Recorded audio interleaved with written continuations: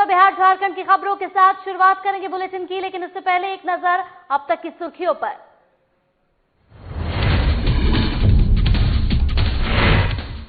उपेंद्र कुशवाहा को पुलिस ने गोपालगंज बॉर्डर पर रोका। गोपालगंज ट्रिपल मर्डर के पीड़ितों के मिलने जा रहे थे उपेंद्र कुशवाहा। पुलिस के मना करने के बाद भी बैरिकेडिंग पार कर निकले कुशवाहा। ललन सिंह ने तेजस्वी द्वारा लगाए गए आरोपों का दिया जवाब। गोपालगंज मामले को लेकर तेजस्वी पर राजनीति करने का लगाया आरोप। हजारों करोड़ की संपत्ति का मांगा जवाब। हजारीबाग में 5 लोग मिले कोविड-19 से संक्रमित। उपायुक्त भुवनेश प्रताप सिंह ने प्रेस वार्ता कर दी जानकारी। 5 संक्रमित मिलने के बाद हजारीबाग में कुल मरीजों की संख्या हुई 80। और एक बार फिर से दिखा नक्सलियों का उत्पात। दर्जनों मशीनों को किया आग के हवाले। लगभग 5 करोड़ की मशीनरी का हुआ नुकसान।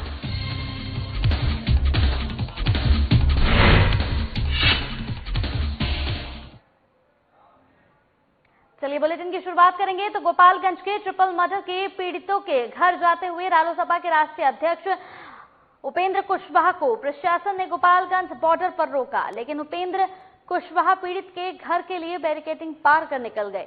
गोपालगंज के चेकपोस्ट पर पुलिस अधिकारी ने डीएम और एसडीएम के आदेश का हवाला दिया। पुलिस अधिकारी ने कहा कि प्रशासन के द्वारा इसे राजनीतिक गतिविधि माना जा रहा है। वहीं उपेंद्र कुशवाहा ने कहा कि सड़क पर चलने से रोकने का कोई नियम अभी तक नहीं बना है।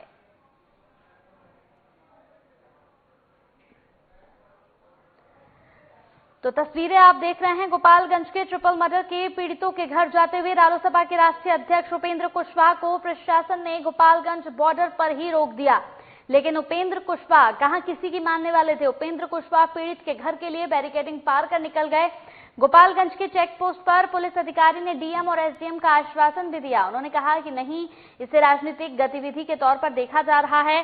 पुलिस अधिकारी ने यहां काफी मनाने की भी कोशिश की उपेंद्र कुशवाहा को, लेकिन उपेंद्र कुशवाहा ने साफ तौर पर यहां कहा कि सड़क पर चलने के लिए किसी तरह का कोई नियम नहीं है, कोई ऐसी चीज नहीं है जो उन्हें रोक सके।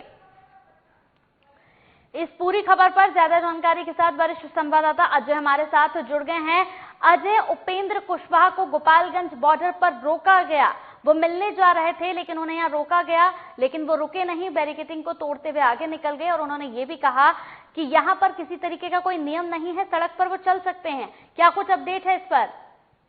जी, गोपालगंज ट्रिपल मर्डर केस में अगर देखेंगे तो तेजस्वी यादव ने पटना से गोपालगंज के मार्च का प्लान बनाया था, लेकिन वो तो धरा का धरा रह गया। लेकिन उनके गठबंधन के जो सहयोगी हैं उपेंद्र कुशवाहा, वो गोपालगंज की सीमा तक तो प्रवेश कर गए, लेकिन जैसे ही सीमा वहां पे बढ़े तो एसडीओ ने वहां रोक दिया। और इसके बाद जो है उपेंद्र कुशवाहा और एसडीओ के बीच जमकर नोकझोंक हुई है। और कुशवाहा का कहना था कि वो हर हाल में जो जेपी यादव के परिजनों से मिलना चाहते हैं और एसडीओ साहब उसे समझाते रहे कि भाई संभव नहीं है, हम आपको नहीं जाने देंगे, मेरे पास कोई आदेश नहीं है, आप डीएम साहब से बात करिए। इस पर उपेंद्र कुशवाहा ने कहा कि आपके हाथ में लाठी है, आप चलाइए लाठी हम पर, आप कैसे किसी को रोक सकते हैं, हम वहां कोई पॉलिटिकल एक्टिविटी करने जा रहे हैं। फिर भी एसडीओ साहब के ऊपर कुछ नहीं हुआ, बोले कि हम आपको जाने नहीं देंगे, मेरे पास कोई इजाजत नहीं है, अगर आपको इजाजत लगता है तो आप डीएम से बात करिए। इस पर कुशवाहा ने पूछा भी कि भाई डीएम साहब से हम क्यों बात करें, अगर डीएम साहब ने आपको कोई आदेश दिया है तो वो आप हमको दिखा दीजिए, हम तब मान जाएंगे। तो इस तरह से कहेंगे कि जो गोपालगंज मर्डर केस को लेकर के एक जबरदस्त राजनीतिक ड्रामेबाजी गोपालगंज बॉर्डर पे भी हुआ है। और उपेंद्र कुशवाहा को एसडीओ ने और वहां के लोकल थाना प्रभारी ने बैरिकेडिंग लगाकर जाने से आगे रोक दिया है। हालांकि मैंने जब रालोसपा के प्रदेश प्रवक्ता से बात की अभिषेक झा से, तो उन्होंने कहा कि वर्तमान लॉकडाउन की स्थिति में किसी को सड़क पर चलने की मनाही नहीं है। फिर भी ये समझ में नहीं आ रहा कि पीड़ित लोगों से मिलने क्यों नहीं दिया जा रहा है। इससे सरकार की मंशा जो है साफ दिखती है कि इस मामले में विपक्ष के लोगों को मिलने ना दिया जाए और फिर से नहीं मिल पाए और वो अपना जो नकारात्मक रवैया है वो एक तरह से स्पष्ट दिख रहा है। लेकिन तो कहीं ना कहीं अजय, अगर कहीं ना कहीं देखा जाए तो ये गोपालगंज ट्रिपल मर्डर केस जो है वो अपने आप में एक नया ही मोड़ लेता नजर आ रहा हुआ है और जैसे कि चुनाव नजदीक है तो ऐसे में एक अलग ही राजनीति इस पर शुरू हो चुकी है। बिल्कुल कह सकती हैं। और गोपालगंज ट्रिपल मर्डर मामला जो है, शुरुआत में जो तेजस्वी ने इसकी बात उठाई थी तो सबसे पहले इसको लेकर के एक कास्ट फैक्टर आया था और जो विपक्ष के धड़े जो है एकजुट से नहीं दिख रहे थे। अब जो मांझी का बयान, उसके बाद जो है उपेंद्र कुशवाहा जी का चुप रह जाना और बाकी लोगों का जो गठबंधन के नेता थे और वहीं जदयू जो है पूरी तरह से नाकाम है। लेकिन आपको एक बहुत इंटरेस्टिंग बात बता दें कि इस पूरे मामले में बीजेपी ने सुशील कुमार मोदी को छोड़ करके या एक दो के नेताओं को छोड़ करके बहुत ज्यादा हमलावर रही है। जिस तरह से तीखे व्यंग बांटने का चला है दौर जदयू और राजद के बीच, हमने दर्शकों को दिखाया है कि किस तरह से जो है जदयू के सांसद ललन सिंह ने तेजस्वी यादव को आड़ा किया है। जाहिर सी बात है पूरा का पूरा विपक्ष अब लगता है कि इस इशू को नहीं करने छोड़ना नहीं चाहता है। उसे लगता है कि ये राजनीति में अपनी उपस्थिति दर्ज कराने की एक बेहतर मौका है। ये एक बात और बता दें कि सत्ता पक्ष से लोजपा के जो चिराग पासवान हैं वो भी वहां तो नहीं पहुंचे, लेकिन कुछ जगहों पर जहां पे दलितों के साथ मर्डर वाली घटनाएं हुई मोकामा के पास या नौबतपुर के पास, तो वहां जाने की इच्छा उन्होंने जताई है। तो यूं कहें कि ये जो लॉ एंड ऑर्डर का मसला जो है ना, अब एक बड़ा राजनीतिक इशू बन रहा है धीरे धीरे।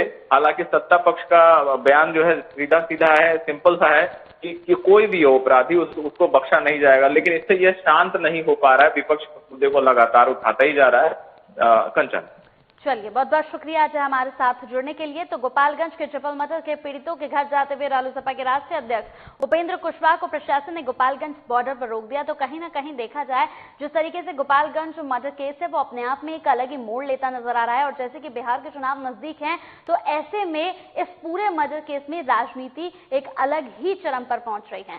बढ़ते हैं अगली खबर की ओर। तो जेडीयू के नेता और सांसद ललन सिंह ने तेजस्वी यादव द्वारा लगाए गए आरोपों का जवाब दिया है।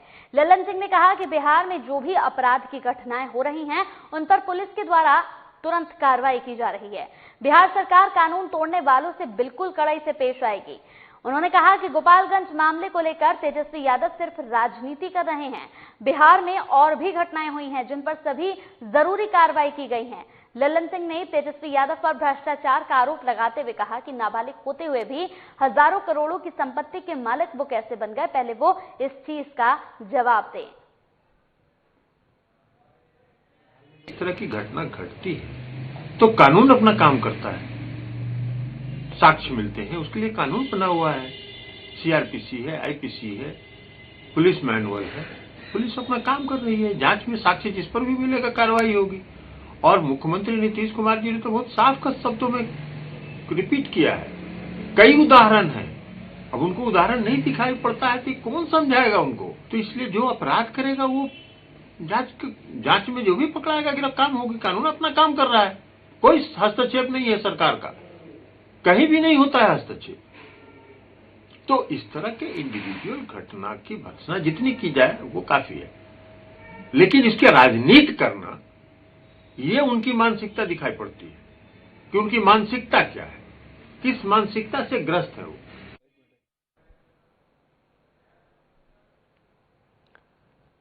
साफ तौर पर आपको बता दें कि जेडीयू के नेता और सांसद ललन सिंह ने तेजस्वी यादव द्वारा लगाए गए आरोपों का जवाब दिया है। ललन सिंह ने कहा कि बिहार में जो भी अपराध घट रही हैं उन पर तुरंत कार्रवाई की जा रही है। पुलिस के द्वारा लगातार कार्रवाई हो रही है। बिहार सरकार कानून तोड़ने वालों से बिल्कुल कड़ाई से पेश आएगी। उन्होंने कहा कि गोपालगंज मामले को लेकर तेजस्वी यादव सिर्फ राजनीति कर रहे हैं। बिहार में और भी घटनाएं हुई हैं जिन पर सभी जरूरी कार्रवाई की गई। ललन सिंह ने तेजस्वी यादव पर भ्रष्टाचार का आरोप लगाते हुए कहा कि नाबालिग होते हुए भी वो हजारों करोड़ों की संपत्ति के मालिक कैसे बन गए, पहले वो इस चीज का जवाब दे और उसके बाद ही किसी तरीके की आरोप प्रत्यारोप की राजनीति में आए। जेडीयू के नेता हैं ललन सिंह, जिन्होंने साफ तौर पर तेजस्वी द्वारा लगाए गए आरोपों का जवाब दिया है। यानी आरोप प्रत्यारोप की राजनीति जो है वो बिल्कुल यहां पर चरम सीमा पर पहुंच चुकी है। लगातार जब तक चुनाव नहीं हो जाते तब तक इस तरीके के आरोप प्रत्यारोप की राजनीति चलती रहेगी। इस पूरी खबर पर ज्यादा जानकारी के साथ हमारे संवाददाता शशांक हमारे साथ जुड़ गए हैं। शशांक, जैसे कि चुनाव नजदीक हैं और जैसे जैसे चुनाव नजदीक आ रहे हैं ठीक वैसे वैसे ही आरोप प्रत्यारोप की जो राजनीति है वो शुरू हो चुकी है। एक तरफ तेजस्वी यादव ने ललन सिंह पर यहाँ पर कई आरोप लगाए हैं, तो अब ललन सिंह ने भी उन पर यहाँ पर आरोप लगाने शुरू कर दिए हैं। क्या कुछ अपडेट है इस पर? देखिए, बिहार में राजनीतिक सरगर्मी जोरों पे शुरू हो गई है। एक तरह से कहा जाए कि जैसे ही कोरोना संकट कुछ कम हुआ या ढील दी गया लॉकडाउन में, तो क्योंकि बिहार में साल चुनाव है तो राजनीति कहीं ना कहीं परवान चढ़ रही है। और गोपालगंज के मुद्दे पर, गोपालगंज में हुए ट्रिपल जो मर्डर हुआ था उसके मुद्दे पर तेजस्वी पूरी तरह से आक्रामक है। उन्होंने कल और परसों लगातार 2 प्रेस कॉन्फ्रेंस की और सरकार पर निशाना साधा। कहीं ना कहीं जदयू के कुछ नेताओं पर भी निशाना साधा और कहा कि एक पूरा नेक्सस है जो कि जदयू के विधायक को बचा रही है। ललन सिंह जो है जदयू के बहुत कद्दावर नेता माने जाते हैं, नीतीश कुमार के बहुत करीबी माने जाते हैं और बहुत दिनों से वो पर्दे के पीछे थे। आज बाहर आए हैं और उन्होंने पूरा बचाव किया जदयू का और सरकार का और मोर्चा खोल दिया तेजस्वी यादव के खिलाफ। कहीं ना कहीं ये चुनाव है, आरोप प्रत्यारोप का दौर शुरू हो गया है, तरह तरह के हमले होंगे, व्यक्तिगत हमले भी होंगे, लेकिन ललन सिंह ने साफ कहा है कि बिहार की सरकार न किसी को फंसाती है और न बचाती है, कानून अपना काम कर रहा है और सब पर न्याय होगा। वहीं तेजस्वी यादव ने कहा था कि सरकार बचा रही है। तो एक तरह से आरोप प्रत्यारोप और एक तरह से एक मामले को सामने लाने की कोशिश है। बिल्कुल शशांक, सबसे अहम सवाल इसमें यह है कि यहाँ पर हजारों करोड़ों की संपत्ति के मालिक वो कैसे बन गए नाबालिग होते हुए? इस मुद्दे पर भी ललन सिंह उन्हें घेरते हुए नजर आए हैं। देखिए, ललन सिंह काफी माहिर राजनीतिक खिलाड़ी हैं और किस वक्त कब आना है उनको टाइमिंग के हिसाब से वो आते हैं और उन्होंने कहा है कि कानून तो अपना काम कर रहा है, लेकिन जो लोग आरोप लगा रहे हैं तेजस्वी यादव, उनके ऊपर जो पुराने उनके मामले हैं, जो भ्रष्टाचार के मामले हैं, जो कई मामले भ्रष्टाचार के तेजस्वी यादव के खिलाफ चल रहे हैं, एक तरह से कहा जाए कि कमजोर नस को फिर वो दबाना का काम शुरू कर दिया उन्होंने। और ये एक ऐसी कमजोर नस है भ्रष्टाचार जो लालू परिवार और राजद को हमेशा चुभती है, हमेशा दुखती है और ललन सिंह को पता है कि किस वक्त दबानी है। आज उन्होंने उस नस को दबाया है जिसमें उन्होंने कहा है कि करोड़ों हजारों करोड़ की संपत्ति, बेनामी संपत्ति उनके नाम से है, उनको किसी भी मुद्दे पर नैतिक रूप से बोलने का हक नहीं है। चलिए, बहुत बहुत शुक्रिया हमारे साथ जुड़ने के लिए शशांक।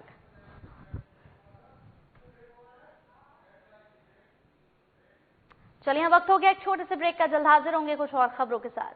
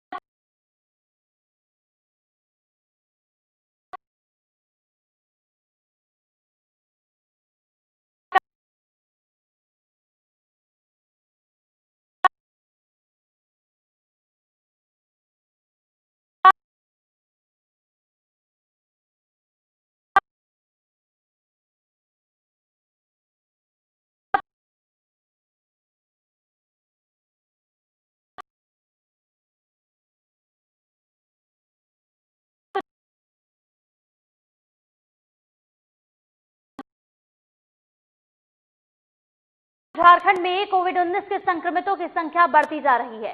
संक्रमितों के बढ़ते क्रम में हजारीबाग में बीते दिन कोविड-19 के 5 संक्रमित मिले हैं, जिसमें से 4 व्यक्ति मुंबई से लौटे हैं।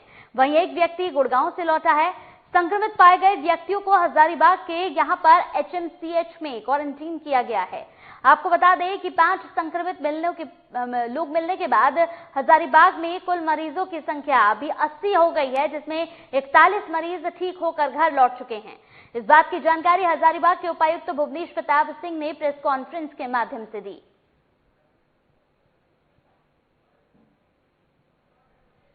हमारे यहाँ 5 केसेस आए हैं और पांचों के पांचों बॉम्बे से लौटे हैं। उनसे 4 बॉम्बे से लौटे हैं, 1 गुड़गांव से लौटे हैं। 2 और केस हम लोगों को पता चला है जो हजारीबाग जिले का था। उनका रिपोर्ट धनबाद से आया था। 13 तारीख को उन्होंने अपना सैंपल दिया था। कल उनका रिपोर्ट आया, कल ही उनका जांच किया ट्रूनेट में और कल ही वो दोनों भी नेगेटिव आ गए। बाकी डॉक्टर साहब लोगों को बोल दिया गया है कि उन लोगों को जो भी ट्रीटमेंट प्रोटोकॉल है वो करके RT-PCR से उसकी जांच करेगा। मेरा ही फोटो देखिए।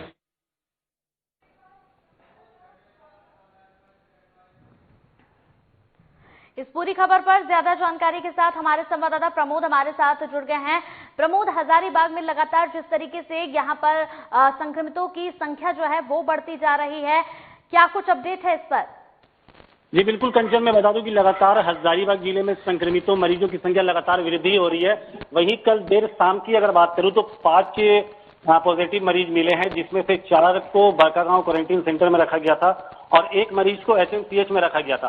और एक जहां कर खुशी की बात है तो अब तक 41 मरीजों को ठीक जिसकी रिपोर्ट नेगेटिव आई थी उसको घर भी भेज दिया गया है। तो हम कह सकते हैं कि हजारीबाग जिले में अब तक 38 पॉजिटिव मरीज केस है। जी, तो जिस तरीके से लगातार प्रमोद यहाँ पर एक के बाद एक संक्रमितों की जो संख्या है वो बढ़ती जा रही है, एक तरफ लोग ठीक भी हो रहे हैं लेकिन दूसरी तरफ लगातार उनकी संख्या भी बढ़ती जा रही है, तो इसे लेकर कहीं ना कहीं शासन प्रशासन भी इस वक्त चिंता में होगा। जी बिल्कुल, जिला प्रशासन पूरे सचेत है और सख्ती भी बरती हुई है। और खुशी की बात यही कि ये जितने भी मरीज जो मिल रहे हैं क्वारंटाइन में पहले से हैं। जी चलिए, बहुत बहुत शुक्रिया हमारे साथ जुड़ने के लिए। तो अब खबर लोहरदगा की। लोहरदगा में एक बार फिर से नक्सलियों का उत्पात देखने को मिल रहा है। मामला यहां पर हिंडाल्को कंपनी के पाखर बॉक्साइट माइंस का है, जहां बीती रात नक्सलियों ने खनन काम में जुटी यहां पर बीकेवी में बालाजी कंपनी के दर्जनों मशीनों को आग के हवाले कर दिया। वहीं आगजनी के बाद नक्सलियों ने पोस्टर के जरिए खनन काम में मशीनरी को हटाकर स्थानीय मजदूरों को काम देने की चेतावनी दी है। वहीं इस घटना में 5 करोड़ रुपए की मशीनरी के नुकसान का अनुमान लगाया गया है।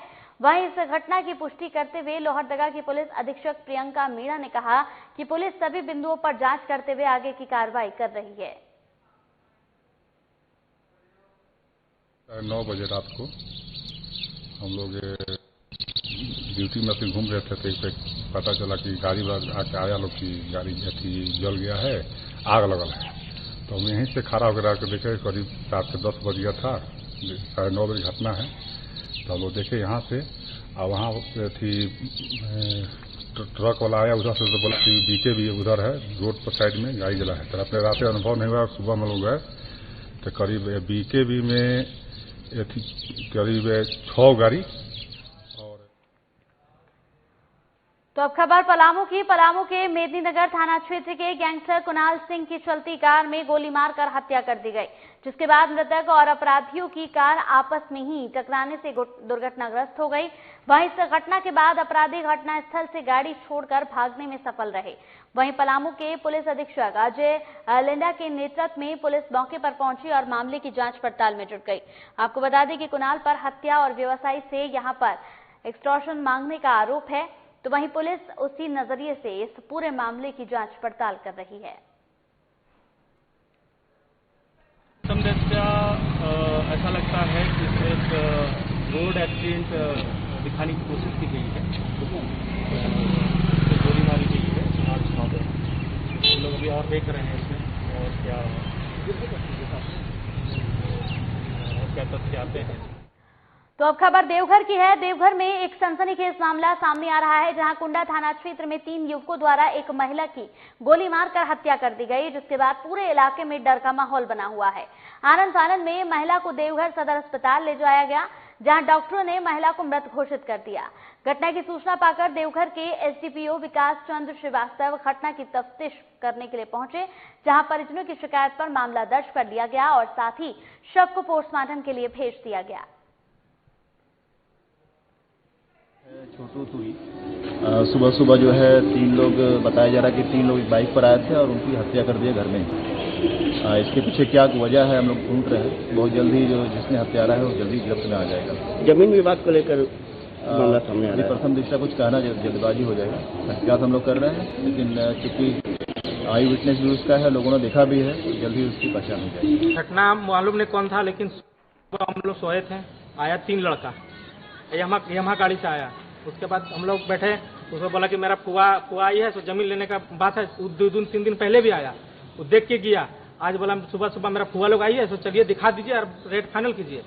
तो भैया बोलेगा अच्छा ठीक है। तो गाड़ी में पेट्रोल नहीं था, हमको बोला जा पेट्रोल लेके आओ। वही लड़का का बाइक में, वही लड़का साथ 3 लड़का में एक लड़का मेरे साथ गया। दुर्गापुर मोड़ में पेट्रोल लिए, पेट्रोल लेकर कहा गाड़ी में डाल रहे थे हम। गाड़ी में डालते तब तक इतना दूरी में ऐसी था, कुर्सी में बैठा हुआ था और इस तरह मैंने हल्का सा मैंने ऐसे में हम गाड़ी में पेट्रोल डाल रहे थे, तब तक गोली चल गया। तो वहीं अब खबर गढ़वा से है। गढ़वा जिले के नगर उंटारी थाना क्षेत्र के यहां पर बभनी गांव में एक गाय ने 2 मुंह वाले एक विचित्र बछड़े को जन्म दिया। ये विचित्र बछड़ा बभनी गांव के विजय प्रताप देव के घर में हुआ है। वहीं इस विचित्र बछड़े के जन्म होने के बाद इसकी जानकारी पूरे गांव में आग की तरह फैल गई, जिसके बाद बछड़े को देखने के लिए सैकड़ों की संख्या में लोगों की भीड़ उमड़ पड़ी। वहीं देखने वाले ग्रामीणों में कोई इसे ईश्वर का चमत्कार तो कोई अन्य कयास लगा रहा था। वहीं बछड़े के जन्म के बाद गांव के लोगों का मानना था कि ये ज्यादा देर तक जीवित नहीं रहेगा, लेकिन देर शाम तक ग्रामीणों के मन में अब उसके जिंदा रहने की उम्मीद जग गई है। वहीं गाय के विचित्र बछड़े को जन्म देने की सूचना पूरे गांव में आग की तरह फैल गई। गाय हमारी बच्चा दी 6:30 बजे, उसका 2 मुंह है और 4 आंख है और 4 कान है। 6:30 बजे जन्म लिया है। लोग ताता लगाए हुए देख रहे हैं आके। अफसोस है। इसका सूचना तो पूरा मिल गया होगा पूरे गांव में। पूरे गांव में कितने लोग का भीड़ रहा है? वो 300-400 आदमी मिला है। देखे जा रहे हैं, सभी लोग इसे दर्शन कर रहे हैं। हाँ, दर्शन कर रहे हैं, गोड़ लग रहे हैं, जा रहे हैं। बहुत लोग कह रहे हैं कोरोना में भगवान उतरे हैं। अच्छा, मतलब यहाँ लोगों का मन में है कोरोना का एक भगवान उतरे हैं, भगवान उतरे हैं। तो कटिहार जिले वासियों के लिए एक अच्छी खबर सामने आ रही है। कटिहार में 9 लोगों ने कोरोना को मात दी है। जिला पदाधिकारी, जिला विकास पदाधिकारी और स्वास्थ्य विभाग के अधिकारियों ने इन मरीजों को कोरोना के खिलाफ जंग जीतने और आगे स्वस्थ जीवन जीने के लिए ताली बजाकर उनका उत्साहवर्धन किया। आपको बता दें कि कटिहार में 150 मरीजों के यहां पर रिपोर्ट कोरोना पॉजिटिव आई थी, जिसमें से अब तक 57 मरीज कोरोना के खिलाफ जंग जीत चुके हैं और अब कुल 93 केस एक्टिव हैं।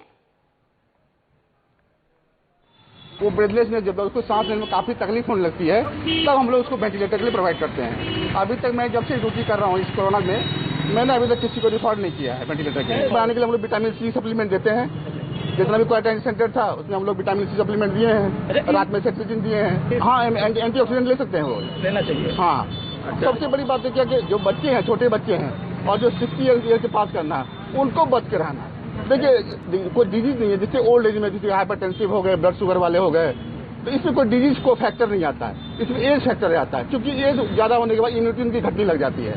तो ये अगर इम्यूनिटी आपका कॉम्प्रोमाइज नहीं रहेगा तो आपको इन्फेक्शन की चांस ज्यादा रहेगी। 57 लोग रिपीट टेस्ट में नेगेटिव निकले हैं। 57 लोगों को डिस्चार्ज हम लोगों ने किया अब तक और कुल 150 केसेस अब तक पॉजिटिव आए हैं। तो इस प्रकार से एक्टिव केसेस 93 हम लोगों के कटिहार में हैं, जिसमें 3 ट्रूनेट ने पॉजिटिव किए, जिनको फिर वेरिफिकेशन के लिए भेजा गया और 147 जो हैं वो मूल रूप से पॉजिटिव। पैनिक होने से तो कोई समाधान होना नहीं है और कितनी भी परिस्थिति कैसी भी हो, पैनिक तो कभी समाधान है भी नहीं। और इससे भी ज़्यादा ज़रूरी है कि पैनिक होने की कोई सिचुएशन नहीं है। माइग्रेंट्स इतने ज़्यादा आए हैं, लेकिन सबसे अच्छी चीज़ जो है वो अभी तक लगभग सभी एसिम्प्टोमेटिक है। तो वहीं मुजफ्फरपुर के औरई प्रखंड में दूसरे प्रदेश के रेड जोन से आए लोगों को प्रखंड क्वारंटीन सेंटर में रखा गया है। वहीं जब 14 दिनों की क्वारंटाइन पूरा करने के बाद उन्हें होम क्वारंटाइन का निर्देश देते हुए उनके घर भेजा जा रहा है, तब क्वारंटीन सेंटर पर रहने वाले लोगों को सरकार के द्वारा एक किट भी दी गई है।